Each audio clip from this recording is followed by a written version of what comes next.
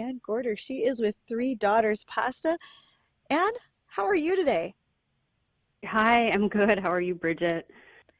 Just fabulous. So excited to have you join us today. And okay, I'm just going to start with the easy question. Tell us all about Three Daughters Pasta. What do I need to know? Yes, so I am located in Grand Forks, just north of you guys. So we are grain farmers in the Red River Valley. Our family started our farm in 1993, and so we have a family farm that we had been growing this special wheat variety that was high in fiber, and basically knowing the attributes. So it's myself and my two sisters. We kind of left the farm. We went to school, kind of got degrees, and we always joke that the farm really, pulls at your heartstrings, and somehow you just end up back to it. So we all kind of found our way back to the farm, and basically we were really interested that this was the kind of ingredients that we wanted to feed not only ourselves, but we started getting into, having kids and building our own families, and that's what we wanted to feed our families. So basically, knowing the attributes, we thought we wanted to take these type of ingredients, and this is what we wanted to eat, and kind of just create that, and that's how Three Farm Daughters started. So we have a high fiber premium bronze cut pasta. Okay, let's just start with that. So when you said a specialty wheat, so this is not a durum wheat that you're using in your pasta? So we have two ingredients in our products. We like to say two simple ingredients. It's durum semolina and a wheat flour. And then Okay, with that, so we have no additives in our pasta. So we like to, Hmm. really stress the clean label. That's important to us. all right, if you're just doing two ingredients, how easy is it to process? Are you doing that right in Grand Forks? What does that operation look like? Nope. So we work with two specific suppliers for all of our grain needs. All of our products are manufactured in North Dakota. The grains are sourced directly from, the state mill and a mill in Minnesota. So all within kind of, the Midwest. So right in this area. Yep. Well, go ahead, Justin. So you're sourcing all this local and you're producing it. Where are you distributing it then? Is it also staying on a local level, or are you guys going on a much larger scale than that? So we, when we started our company, it was a very small scale because basically, we were testing the market. Like, are we actually like drinking our own Kool-Aid, or is this pasta as good as everyone in our family is saying? So, it was a really big deal for us when we got into Hugo's because it was our first Hmm. grocery store. But in doing so, it's kind of like what comes first, the chicken or the egg, as far as Sure. distribution. So we were self-distributing into our local groceries. We were in 34 stores, and it was a terrible business model. We were spending $60 in gas to drop off $35 worth of pasta and drive home. Oh no. But we really needed to Oh, do that no. to have proof of concept. That's Right. we decided if we were going to do this, we have to test the market first. So we were self-distributing. It was myself, it was my husband, it was like a couple guys from our farm. And then when we had such great consumer feedback, we kind of got our heads together and we're like, okay, we have taken all of the insights that we've gathered, like let's really get serious and do this. And so we recently launched into distribution, which is a lot better business model. And so we're distributed from them, and then we're able to then go into some of our bigger retailers, which is like Whole Foods. So we're in Whole Foods Midwest, Meyer, which is Oh, in the Midwest, Kowalski's, which is in Minneapolis. We recently got into Plum Market, which is in kind of in Michigan, Central Wow. Markets, which is in Texas. So yeah, so we're growing from there.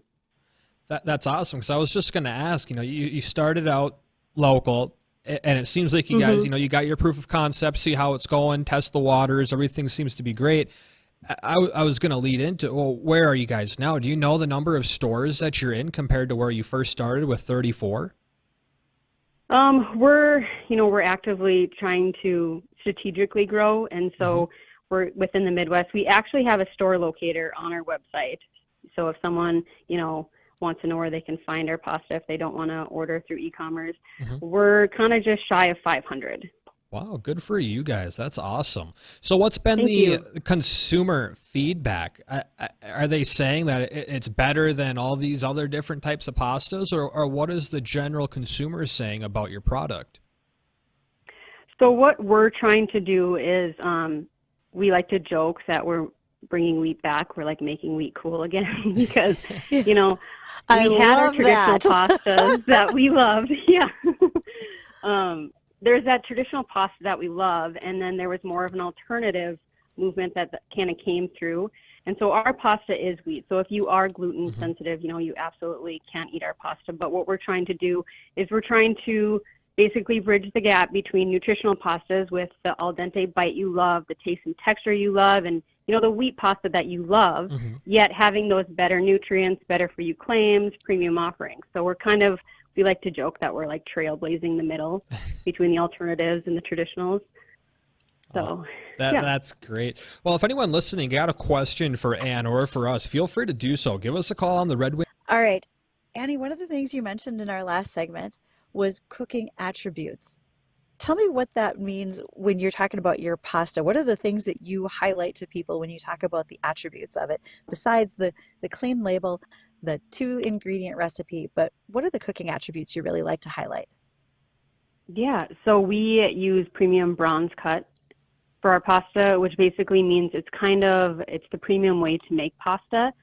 Because of that bronze cut, it almost makes the pasta a little coarser, almost like a porous sense. I don't know if you've ever eaten pasta and the sauce just like slips off the pasta onto the plate.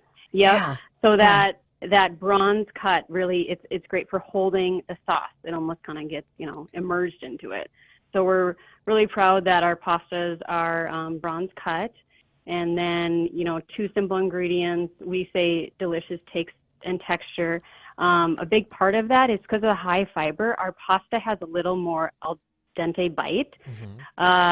So it's great to the bite. And then we always say there's no soggy leftovers. So if you make, I have 4 kids, so I make, you know, in a huge pot, because if you're cooking, you have to plan for it. So I make a huge pot of pasta. And then with the leftovers, you stick them in the fridge, and the next morning, if you microwave it with a little bit of water, it's not, you know, soggy or they all stick together. It really holds a firm texture. So second day leftovers are always fantastic, which as a mom you really appreciate. Because of the high fiber, it also supports immune gut health because it's prebiotic, which basically means that because of the high fiber, it doesn't digest in your lower or your small intestine. It moves to your large intestine, which that's what feeds the good bacteria in our body. Well, from what I've heard from health class is that everyone needs to eat more fibers, so that's great. Correct. Yeah, we all need to eat more fiber. I think there was a study in 2019 that only 7% of Americans get enough fiber in their diet. So, so it's just another great way to get it. Well, and I'm also a no carb left behind fan, so this whole pasta discussion is right up my alley in so many ways. But I want to know, who built the recipe for it? Who decided, well, let's just mix this together and see where it goes? Yeah. So when we were kind of going through our R&D phase, we worked with a company out of Fargo. It's called the Northern Crop Institute. They were fantastic. They're awesome. It's such an asset that our state has. And so, you know, they really helped us perfect not only our recipe, but kind of what shapes we want to go to, and, you know, just different trials and errors and cook tests and different things like that. So how about when it comes... We also ate a ton of pasta at home with our husbands and our kids and our neighbors, you know, testing it out. So how long did it take to kind of dial everything in from concept to the product that you're creating today? So we initially had products, you know, in hand late of 2020. And then, so that's when we were in our 34 local retailers. And then we kind of regrouped, and our big push is when we got into Whole Foods, which is kind of September of 2022. So, you know, when we first launched, we did it on a smaller scale.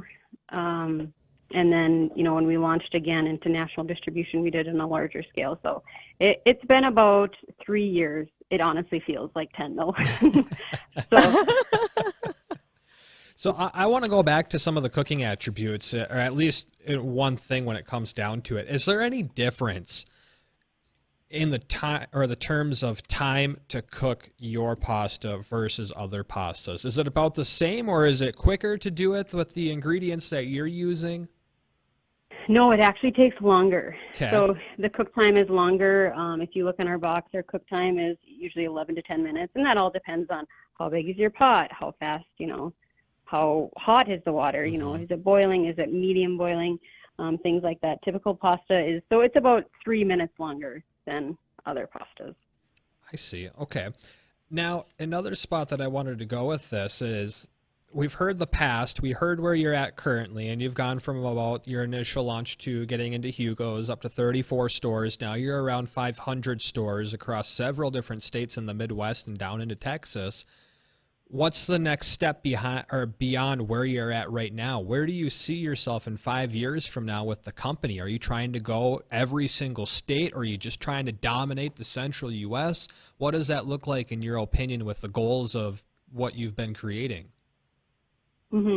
So we have a kind of a premium product, so we want to find the right markets for that. We're heavily concentrated in the Midwest, and it was a natural progression for us to kind of expand in the Midwest, because not only are we familiar with the area, but it's easy for us to jump in the car and drive and try to visit different retailers. So when we launched into central markets, Texas, that was a big leap of faith for us, but it's been a great retail partner for us. We want to, I guess, grow, but grow strategically. Another thing too is, just like a lot of farmers, we're really entrepreneurial. So we want to keep, how can we make this better? Maybe, what products would complement the products we currently have, things like that. So we want to grow this. Our heart and passion is in this. Well, good for you. Keep it up and keep doing what you're doing, because it sounds like you're winning. I'm not sure what exactly you're doing, but you're doing it right. So keep doing that. A lot of grit and hard work. That's exactly what it is. Now, we've been talking about the pasta you're making, but whenever I think of pasta, I just initially think spaghetti noodles. Do you make all the different types of pastas, or is there an area in there that you guys are specializing in, or that maybe you've started with and you're planning on expanding into these other varieties? What is the spectrum of the different kinds of pasta that you're making? So there's two different types of pasta, in the sense that you have your short shapes, and then you have your long shapes. And right now we currently have 4 short shapes in our distribution. We have our elbows, we have our penne, we have our cavatappi, and we have our rotini. So, going into like a long shape would be a natural progression for us. We hope to launch that at some point, because especially in the winter and in the fall months, there's nothing better than a big old pot of spaghetti with a bunch of mozzarella or Parmesan on top. So that makes perfect sense to me. And you've talked so much about the grocery store market that you're in. Are you looking to move into restaurant markets too?